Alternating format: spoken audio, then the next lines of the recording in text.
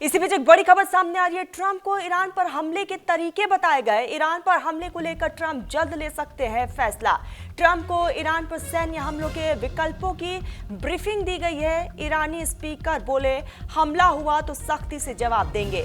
Iran में बीते 2 हफ्तों से सरकार विरोधी प्रदर्शन लगातार जारी हैं। वहां के लोग लगातार अयतुल्ला अली खामनी के खिलाफ विरोध का इजहार कर रहे हैं और ईरान के कई ऐसे प्रांत हैं जहां पर कई इमारतों को आग के हवाले कर दिया गया है और वहां के प्रमुख अयतुल्ला अली खामनी का पोस्टर्स लेकर विरोध लगातार जाहिर किया जा रहा है। और साफ तौर पर अब इसमें अमेरिका की एंट्री हो चुकी है और अमेरिका ने भी कहा है कि अगर प्रदर्शनकारियों पर खामनी की तरफ से एक्शन लिया गया तो उन्हें छोड़ेंगे नहीं, ईरान पर अटैक किया जाएगा।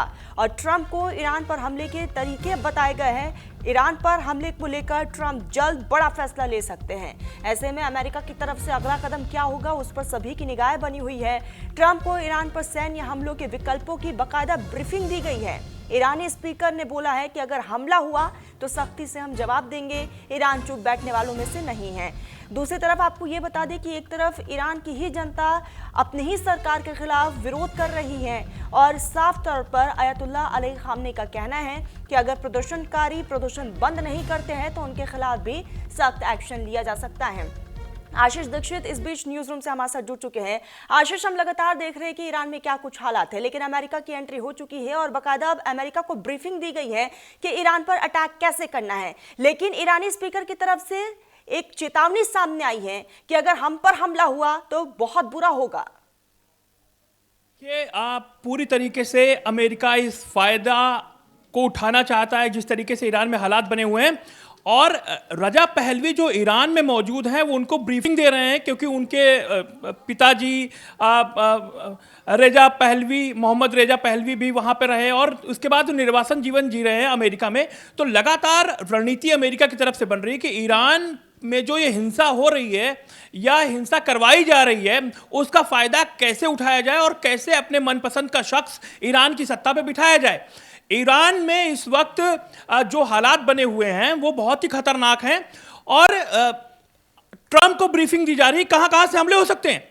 और आपको ये बता दें कि ईरान के आसपास जो फारस की खाड़ी है या फिर जो ओमान की खाड़ी है या कुवैत है, कतर है, बहरीन है, यमन है, यहाँ इन देशों में अमेरिकी एयरबेस बने हुए हैं और यही रणनीति बनाई जा रही है कि इन बेसों के जरिए किस तरीके से ईरान पर एक सॉलिड एक नेवी के जरिए एक एयर फाइटर जेट के जरिए कैसे एक साथ हमला किया जा सके, इसकी रणनीति ट्रंप को समझाई जा रही है। मैं आपको बताऊं कि जिस तरीके से एयरबेस हैं, ये बहरीन में एयरबेस है, नेवी एयरबेस है, बाकायदा तमाम वो एयरबेस हैं जो ईरान में इस वक्त इन जगहों से हमला हो सकता है।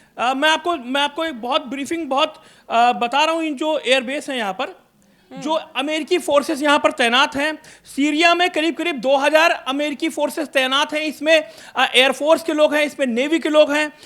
इराक में करीब 3000 फोर्सेस अमेरिकी तैनात हैं। कुवैत में 13000 अमेरिकी फोर्सेस हैं, उसमें नेवी के भी कुछ कमांडर हैं। इसके अलावा एयरफोर्स भी वहाँ मौजूद है। कतर, बहरीन, उसके अलावा यूएई, ओमान, इन जगहों पर मौजूद हैं अमेरिकी फोर्सेस। वहाँ पर अपना सैन्य बेस अड्डा बना रखे हैं और पूरी तरीके से ईरान को घेरने के लिए किसी एक इशारे का इंतजार कर रहे हैं कि कब ट्रंप इशारा करेंगे और उसके बाद हमला हो सकता है। आशीष, एक बहुत बड़ी बात यह है, कहते भी है कि जब अपने ही आपके खिलाफ हो तो आप आधी जंग वहीं पर हार गए हैं। यही अभी ईरान में हम देख रहे हैं। वही के लोग, वही के खवातीन जो है इस वक्त सड़कों पर हैं। अयतुल्ला अली खामनी का विरोध किया जा रहा है। अर्थव्यवस्था वापस जिस तरीके से महंगाई में इजाफा हो रहा है, हर चीज का विरोध हो रहा है। और इस बीच किस बुनियाद पर वहां की सरकार कह रही है कि अगर अमेरिका ने हम पर हमला किया तो हम छोड़ेंगे नहीं, अगर प्रदर्शनकारी पीछे नहीं हटते हैं तो हम उनके खिलाफ भी सख्त एक्शन लेंगे। देखिए, अली खामनेई और उनकी सरकार की तरफ से जो भी मंत्री हैं वो कह चुके हैं कि ईरान में अगर प्रदर्शनकारी जो प्रदर्शन कर रहे हैं, हिंसक प्रदर्शन कर रहे हैं, वो खुदा के खिलाफ यानी कि ईश्वर के खिलाफ हमला माना जाएगा और उसकी सजाए मौत है। ईरान में जो कानून है उसमें एक टर्म है बाकायदा कि अगर सरकार के खिलाफ कोई प्रदर्शन होता है तो वो ईश्वर के खिलाफ प्रदर्शन है और उसकी सजा या तो सजाए मौत है या फिर बायां हाथ काट देना है या फिर दायां पैर काट देना है। ये सजा है प्रदर्शन जो इस तरीके से हिंसक हो रहे हैं ईरान में। और निश्चित तौर पर जिस तरीके से करीब 300 लोग ईरान में मारे जा चुके हैं, 3000 से ज़्यादा लोग गिरफ्तार किए जा चुके हैं, क्योंकि मैं आपको बताऊं कि ईरान में पूरी तरीके से इंटरनेट बंद है। तो ईरान की जो तस्वीरें आ रही हैं वो स्टारलिंक, जो मस्क का जो सैटेलाइट है उसके जरिए, स्टारलिंक के जरिए तस्वीरें वहाँ से वायरल हो रही हैं, वहाँ से निकाली जा रही हैं। वहाँ के कुछ लोग जो कनेक्ट हैं अमेरिका से, वो स्टारलिंक के जरिए जुड़ रहे हैं और वहाँ के हालात बता रहे हैं। तो कुल मिला के वहाँ से जो तस्वीरें आ रही हैं वो बहुत भयानक हैं। किसी के आँख में गोली लगी है, किसी के छाती में गोली लगी है, रबर बुलेट चलाए जा रहे हैं। तो जो ईरान के जो तमाम हॉस्पिटल हैं, खास तौर पे आई हॉस्पिटल जो वहाँ के हैं, वो लगातार भरते चले जा रहे हैं, मरीज वहाँ पहुँच, लेकिन तस्वीरें दुनिया में नहीं पहुँच पा रही है। जो तस्वीरें थी वो पहुँच चुकी हैं। अब स्टारलिंक जो मस्क का है उसके जरिए वाया अमेरिका तस्वीरें जा रही हैं और यही वजह है कि ट्रंप लगातार नज़र बना के रखे हुए हैं। वो इस मौके को जाने नहीं देना चाहते हैं और वो चाहते हैं कि किसी भी तरीके से ईरान में जो ये बवाल मचा हुआ इसका फायदा उठाया जा सके और अपना मनपसंद शख्स वहां गद्दी पर बिठाया जा सके। क्योंकि दो तरीके से प्रदर्शन ईरान में हो रहा है। एक हो रहा है कि जो खामनेई के विरोध में हो रहे हैं, दूसरा खामनेई के समर्थन में भी लोग उतर गए और वो लगातार वहां पर टकराव हो रहे हैं, सड़कों पर आगजनी हो रही है, प्रदर्शन हो रहे हैं, बवाल कट रहा है।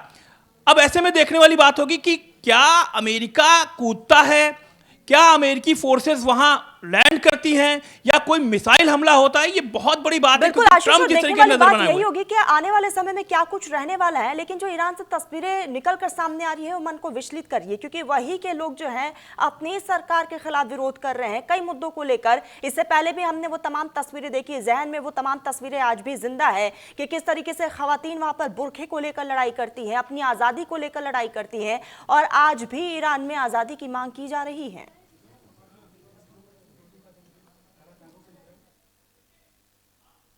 वहाँ जो प्रदर्शन हो रहे हैं, चाहे वो मशहद शहर हो, तेहरान हो, बहुत जगह पर ये जो प्रदर्शन हो रहे हैं, निश्चित तौर पर इनको बाहर का समर्थन मिला हुआ है, इनको बाकायदा फंडिंग हुई है।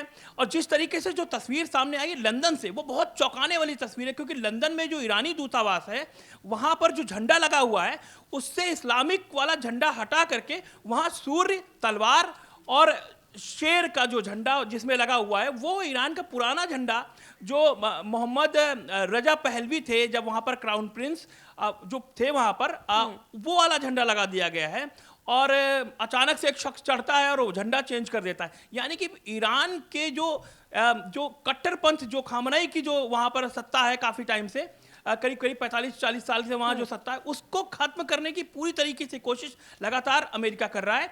और निश्चित तौर पर ये बहुत सही मौका है अमेरिका के लिए, क्योंकि जिस तरीके से पिछले दिनों अमेरिका लगातार वहाँ पर इजराइल द्वारा वहाँ पर हमले हुए और कई शहरों को ईरान की निशाना बनाया गया और फिर ईरान ने भी पलटवार किया।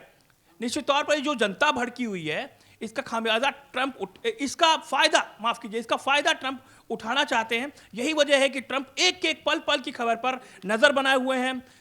नेट भले बंद ईरान का कर दिया गया है, लेकिन स्टारलिंक के जरिए, मस्क के स्टारलिंक के जरिए अमेरिका लगातार नजर गड़ाए हुए है। और वो इसलिए नजर गड़ाए हुए क्योंकि वहां पर रिजीम चेंज हो सके, सत्ता चेंज हो सके।